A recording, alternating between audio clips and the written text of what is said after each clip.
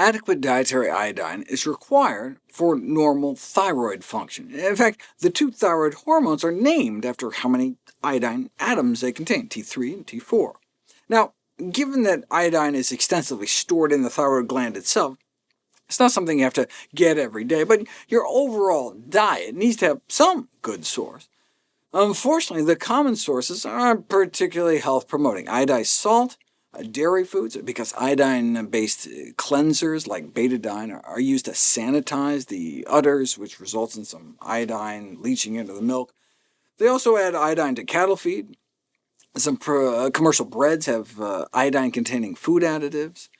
So if you put people on a paleo-type diet and cut out dairy and table salt, they can develop an iodine deficiency, even though they double their seafood intake, which can also be a source.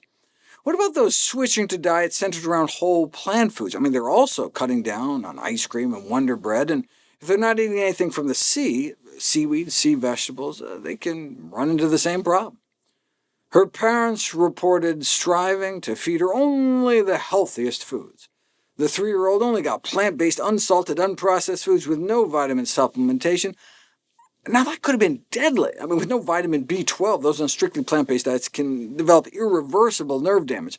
But in this case, a goiter arose first due to inadequate iodine intake. Here's another case of veganism as a cause of iodine-deficient hypothyroidism in a toddler after weaning. Now, before weaning, he was fine because his mother kept taking her prenatal vitamins, which luckily contained iodine. Most vegetarians and vegans are apparently unaware of the importance of iodine in pregnancy, just as clueless as their omnivorous counterparts. The American Thyroid Association and the American Academy of Pediatrics have recommended that women even just planning on getting pregnant should ingest a daily supplement that contains 150 micrograms of iodine, yet only 60% of prenatal vitamins marketed in the U.S. contain this essential mineral. So, in spite of the recommendations, about 40% lack it. Therefore, it's extremely important that pregnant and breastfeeding women read the labels to ensure they are receiving an adequate amount. Women of reproductive age have an average iodine level of 110, which is fine for non-pregnant individuals, but we'd really like to see at least 150 in pregnancy. It's basically a 24-hour urine test in which iodine sufficiency is defined as 100 micrograms per liter of pee in non-pregnant adults, which your average vegan fails to reach in the largest study done to date out of Boston.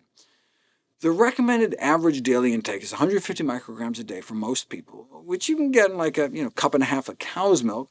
Sadly, plant-based milks are typically not fortified with iodine, averaging only about 3 micrograms per cup.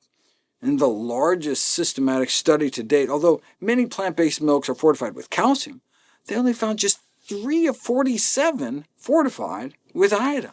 Those that were had as much as cow's milk, but those that weren't fell short. Plant-based milk companies brag about enriching their milks with calcium and often vitamin B12, D, vitamin A, but only rarely are attempts made to match the iodine content. The only reason cow's milk has as much as it does is because they enrich the feed, or it comes dripping off their udders, right? So why don't plant milk companies add iodine too? Right? I was told by a food scientist at Silk that my carrageenan video played a role in them switching to another thickener. Hopefully, they'll see this video and consider adding iodine too, or some company will snatch at the market advantage opportunity.